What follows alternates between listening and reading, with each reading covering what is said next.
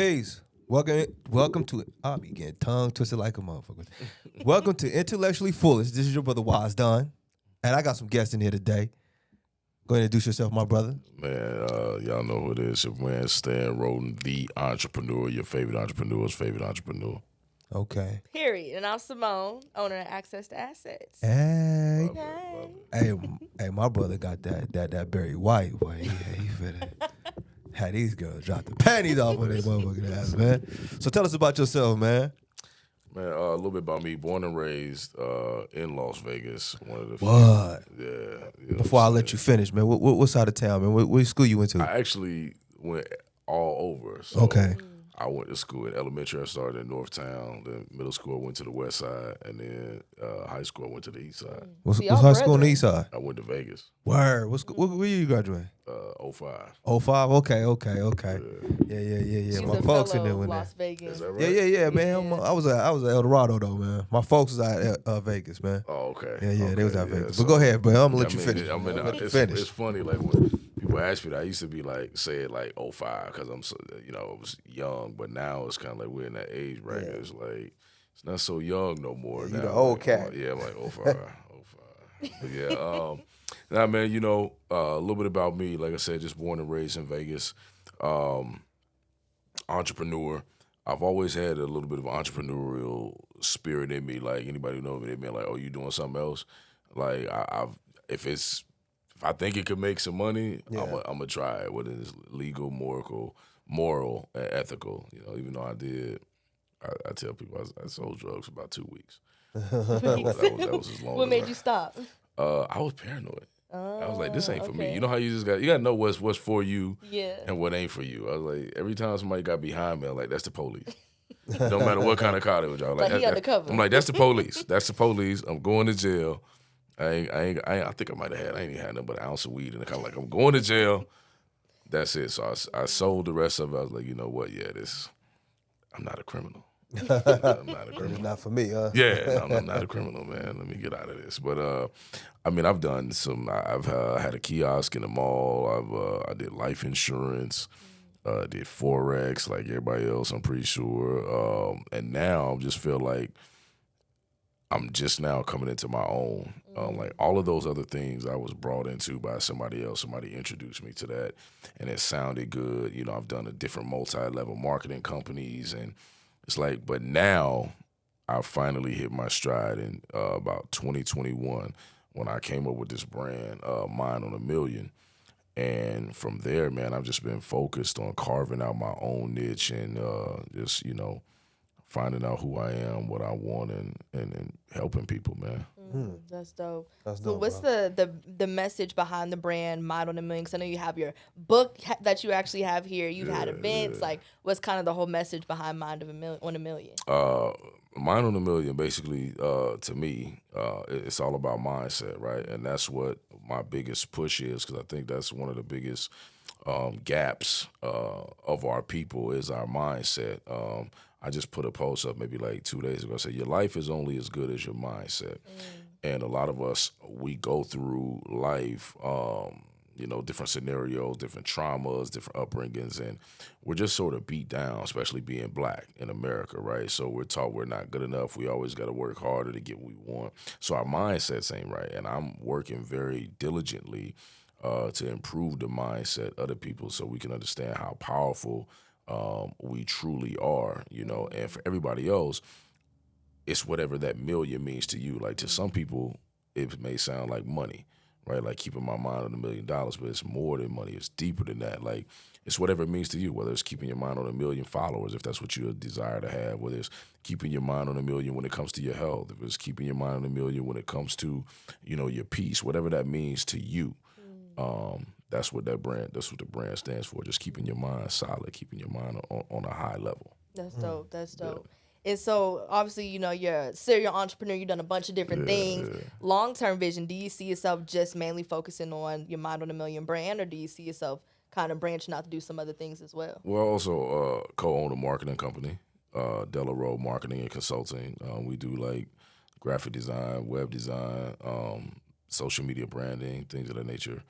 So that's another business I have. But as far as long term, I feel like mostly everything I do is revolving around the Mind on a Million brand. I just see it as a $1 billion brand. I see it as something that's gonna be huge, and there's so many different facets and ideas and different plays that I have in the works. Excuse me, for it, So that's the move, because it's not just a business; it's a movement. Right? It's a lifestyle. I stand by it. That's dope. That's dope. I got a very serious question for you, my man. So, when you were younger and your voice was a little bit not as deep, Damn. do you do you notice that you get more women now with your voice that deep, or compared to back then? You funny. I mean, my voice has been deep since I was like 14, but I don't really think I get more or less. I don't really. I'm like to myself right now. I'm not really. I have a girlfriend, really though, but even if I did, like in this point in my life, I'm not even at no women. Like I'm just, I'm finding me. I'm worried about me right now. Amen. So it's not a hot boy summer. Nah, Okay. definitely. You ain't gonna get on the radio? Oh, At least the radio. Yeah. I mean, yeah. As far as like, yeah, that's. I will tell you, that's in the works. Yeah. The Mind on a Million show. I don't want to call it a podcast. Not that there's anything wrong with it, but I have a vision. I think words are very important. I like words. When I hear podcasts, it's just, to me, that's what it is. You're limiting yourself. When I hear show, to me, that's like, now I can take this and this can be on networks and things of that nature. Okay. That's the play that I hear, for myself. Yeah, Dame Dash came on Earn Your Leisure and told them that they was calling it a podcast. He was like, "You think it's small, think bigger." That's where I got it from, because Yeah. Dame is one of my I call it indirect mentors, because I've never met Dame, but I study him because I believe in a lot of the ideologies that he has as far as independence for ourselves and putting your own bread up and being a boss. So that's just that's where that came from, and I got to thinking about it. I'm like, you know what? He makes a lot of sense. His message doesn't always go over the right way, but he makes a lot of sense in what he's saying. That's dope. Gotta think big. What they say, you Gotta gotta think big. watch that He episode, said it's man. free. I gotta watch that I watched it in the episode. morning. He said, dreaming is free, so why not dream big? It don't cost you anything. Amen. Wow. Yeah. No, that's a very interesting point too, as far as switching it up with the naming for that same reason. And I think where I struggle with that, switching it up, is that I want people to know my podcast is an actual show. Like, this is what we're doing. Find me where we find podcasts at. So it's just making sure you frame the marketing right. Yeah. And like for now and in the future. And I think that's exactly what he was saying. Like, have that whole entire vision that carries you now all the way to the future, where you don't have to reinvent yourself later on. Absolutely. Oh, well, that's dope. That's dope. If you notice, like, more of the podcasts now, everybody's doing video and audio. That helps too, because when it first came out, it was just something you listened to, Right. and now it's evolving, and like I said, for me, my vision is more of like kind of a Steve Harvey Facebook talk show-ish, but also in the podcast lane, just something different. Yeah. That's dope. So you brought your book here. Can you pull? Like, I'm sure it's full of gems, right? Okay. Can you pull out, like, can you go to something that you're like, dang, like I did this when I wrote this book? Like, is there like a gem you want to share with us, or one of your favorite things from your book? Actually, I just so I don't know if you guys were aware. I thought me and you, are we Facebook friends, or we in the same group or something? Cause I recognize your name. Yeah, for sure. Probably so. Okay. But so what I did this past week, Monday through Friday, I actually went on live every day and I read my entire book on live. Just people's like, but ain't that gonna make people not want to buy it? And I'm like, I don't think so, because people gonna support you, they're gonna support you. But it was a great experience, just to be able to do that and share that moment. It was, to me, it was intimate. I'm especially reading aloud. You know what I Right. mean? But so to answer your question, let me just I'll pick like a small excerpt. And just so you guys can, it's a small book, but it's small because everything is like clear and concise, and it's just jam packed with the gems. And you know we have a small attention span now, so that's Exactly, perfect. exactly. You know, people won't get intimidated when they pick it up. Like, oh, I ain't gonna finish reading it. You know what I mean? So, all right, let's talk about. Wait, which one was it? Not that one. Right here. So, this is I just read a paragraph and then I'll kind of go into it. But turn your obstacles into opportunities. Obstacles and challenges can bring even the most motivated person down. Sometimes it's hard to look beyond that great big problem that's staring you in the face. It blocks your view and you can't see past it. It's like a giant wall that blocks off your access to your dreams and your goals in life. So, that particular part of the book, when I talk about turning your obstacles into opportunities, to me, that resonates because everybody's going to go through obstacles, right? But only the greats that we see were able to turn those obstacles into opportunities. Everything that we've gone through, like, I don't care what it's been, if you're resilient enough, you can create an opportunity from that. One of the most messed up things I think is like when people are, victims of like rape and molestation. However, you can take that and gain your power back and turn it into opportunity. How? You can write a book about it. You can create a movie about it or whatever. Take these things that happen to us in a negative way and understand how to gain your power back by turning it into opportunity. So that's one of the gems in the book right there. That's a word. You ever thought about being a pastor? Nah, I mean, nah. I come on Sunday. You got some gems. But there are different forms of ministry, and I feel like this is a ministry of mine, this mindset ministry. Amen. So how long did it take you to write the book? Probably, I'm a avid like researcher, if you will. So Yeah. just like taking different things that I watch from YouTube clips or I read and things like that. So I always kind of collect things and take notes. Yeah. So it wasn't really hard to put it down because I already had a lot of things, right? Like that I wanted to put together. So I would say maybe, I don't know, 6 months to kind of just formulate it, outline it, and things of that nature. Okay. Yeah. That's dope. That's dope, man. And do you feel like, or I guess, because I feel like a lot of entrepreneurs, and I know me specifically as well, I used to struggle with this idea of, okay, I'm working on something. How do you know when it's not when you shouldn't be working towards that thing? Like, people say just keep working at it, it'll work out for you eventually, right? But for example, how you talked about you were in network marketing and all these different things. How did you decide this is not for me, but this is for me? Like, how did you decide to stop working on that, if that makes sense? I think you'll know, like, just like anything else, your instincts. People judge you.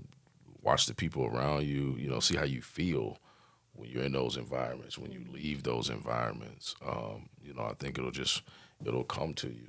Especially being a woman, y'all got the cheat code. With women's intuition. So, and it's never wrong. So just trust your instincts.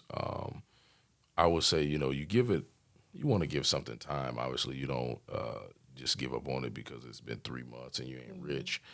But like I said, just how do you feel, right? Do you feel right when you do it? Do you feel energized? Do you feel drained? Do you feel, taken advantage of? I don't know. Whatever the case may be, and you have to look within yourself and say, is this for me? And for me, it was when I was in network marketing, I felt great because I like the camaraderie. Right. I like being around the people.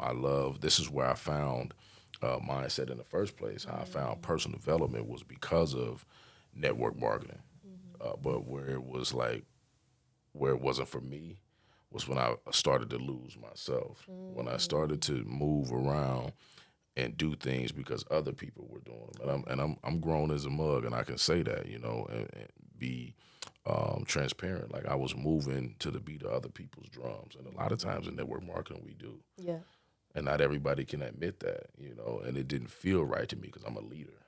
Now, all good leaders are followers to a degree, but I just felt like, yeah, this ain't the move. I need to really move in my own energy. And once I started doing that, things just started coming together.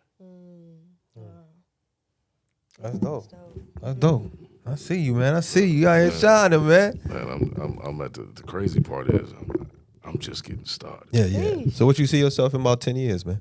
Man, in 10 years, shoot, my kids will be grown, so I'll be really out there living in my, getting that bag. But really, I see my company being $1 billion organization. I see me traveling the world, teaching mindset, motivational speaking. I see me just enjoying life, man, spending summers on yachts and traveling the world, just living a free life, doing what I love to do. That's dope, man. That's a good vision, man. That's a good vision. Hope all that come true to you, bro. It's already done. Yeah. Ooh, It's yes. already done. That's dope. And if for somebody, a young black man that's watching this right now saying, damn, Stan got it. Like, he really onto something. What tips and advice would you give to that young black man that's looking and saying, I want to be where he is one day? First, you got to see yourself there. That's one of the things one of the reasons why I started this is because, again, in that mindset, we're just a lot of times so beat down and we're not elevated enough. We're not praised enough. We don't have life spoken into us. Like I can say, like, in my upbringing, I never really had nobody bigging me up like that. Like, man, you can really do anything you want to do. Like, you're so great. Like, and so I had to see it for myself. So I would just say to any young brothers, man, understand who you are and what you are. You are a king. You are a God. You're made from the same greatness that God is, so you have to see yourself as such and be able to understand that you have the power to create, you have the power to destroy, I choose to use my power to create and, bring good to the world. So that's the first thing. You got to believe and you got to see yourself as you want to be. Don't see yourself what mama see you as. Don't see yourself as what your brothers and sisters or your uncles or your classmates see you as. See yourself for who God sees you as, and that's a divine, powerful, creative being. It's within yourself. Yes, sir. True indeed. He gave him the science. All right. Yes, sir. Sheesh. So dating and entrepreneurship, has that been an issue? And not, like how have you been able to navigate that? Has that been hard? What's your journey been like with that? It is tough. Especially, I think that it takes a special person to be able to date an entrepreneur because we have so much going on in our minds and our lives. A lot of times we're sensitive. I seen a meme or a post that says, when you date an entrepreneur, you get hired to be their assistant without even knowing it. So Damn. it's like that's the truth. You have to find somebody who shares that same drive as you. You have to find somebody who's willing to go through that fire with you. And it's difficult. I mean, especially I would say I've never been a woman, but I can only imagine you guys have a lot of, you got to make sure people are, wanting to do business and not, other things, you know what I mean? But it's trying, but for me, I've been able to be with the same person for a long time. Ooh, shout out to her. Wow. Yeah, I mean, it's not easy. It's been rocky, for sure. How long y'all been together, if you don't mind me asking? This year will be, let me see, my son is 13. Put my man on the spot. It's like 14, Wow. 15. Damn. Y'all been together for a minute. For real, y'all locked Yeah, it's in. kind of like That's amazing. on and off at some points. I ain't always been perfect, and I ain't perfect, but it is what it is. Wow, that's amazing. Hey, long as y'all still rocking, bro. Long as y'all still rocking. And everything is sweet, You know, Yeah. So, my thing is, You got any other plans on other kind of business avenues you plan on getting into?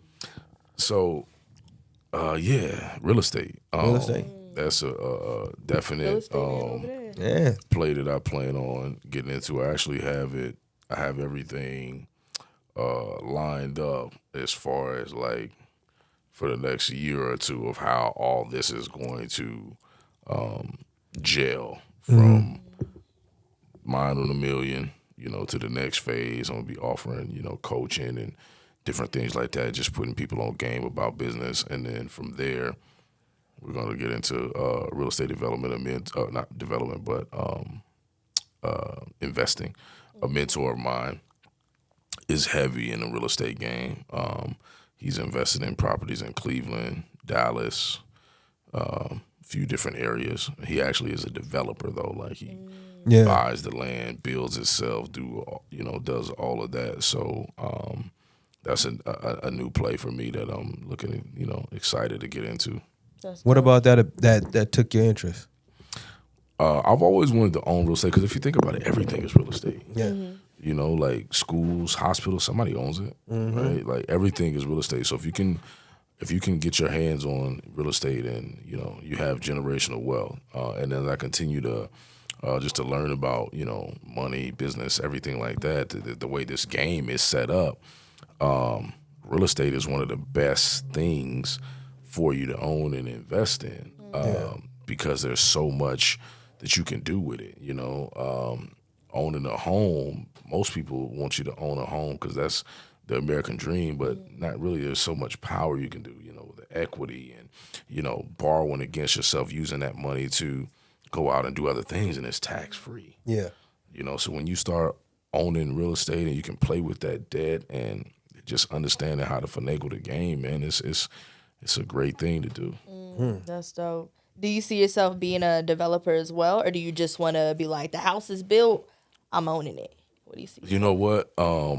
I don't know because I've seen him do it, but I haven't done it myself. I would think that I know that's where you get a bigger bag at. Right.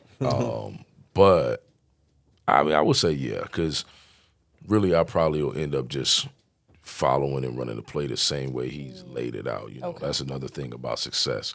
When you have a mentor, you have people in your life that have done these things. Don't try to reinvent the wheel. Just follow the play. Facts. Run the play, and you'll get. The goal is you want to 10x or whatever what they've done, and you want to do it in a shorter amount of time because they've already done it, and now you know how to navigate the pitfalls and everything. If they're a good mentor and they're telling you that stuff. That's true.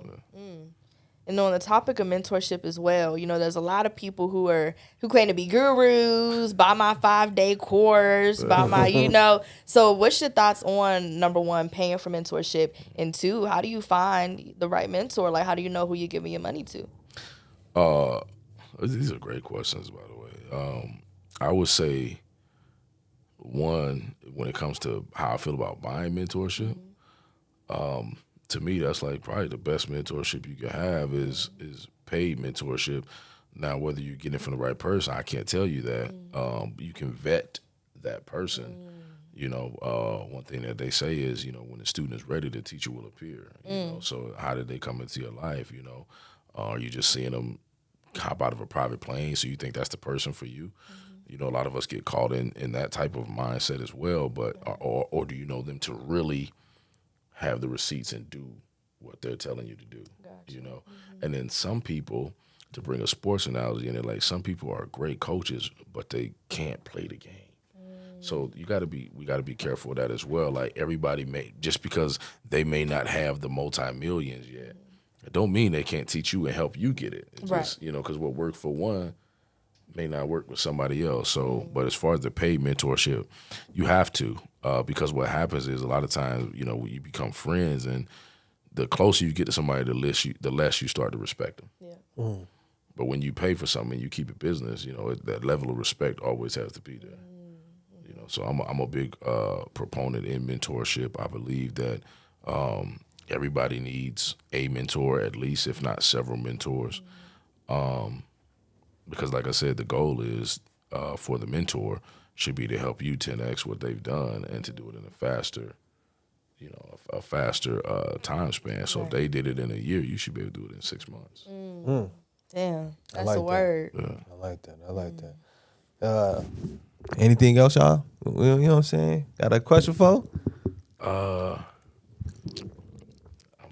I'm liking the conversation, man. Just and what was your name again? Don. Yeah. Listen, big Wise shout out Don. to Don. I'm sure y'all can see it. This brother is doing it, man. I love this space.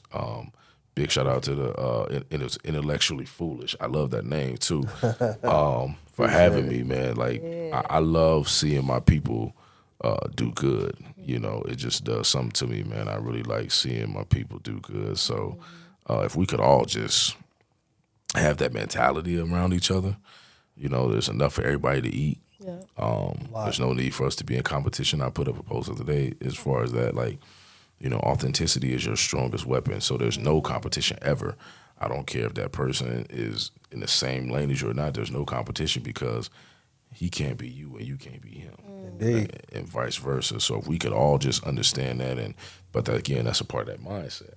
Right? You got to be walking in abundance. You got to be walking in confidence to feel that way and see your brother or your sister, as equal or, as not competition, as somebody you can build with. You know what I mean? So big shout out to you, brother, and everything that you're putting together here. Thank you. And I guess we don't need no wise words because he just dropped some already. He said, leave it on that note. Yeah, man. We thank our good brother, man, for coming in here today, man. I appreciate talking y'all about his having me, book, for sure. talking about him. You know what I'm saying? See this man in the future, make sure doing y'all great things. Make sure y'all get that. Get that. All right, man. So we thank y'all for tuning in to this episode. Y'all like, subscribe, comment, share this video. We appreciate y'all. We thank y'all. Till next time. I love that.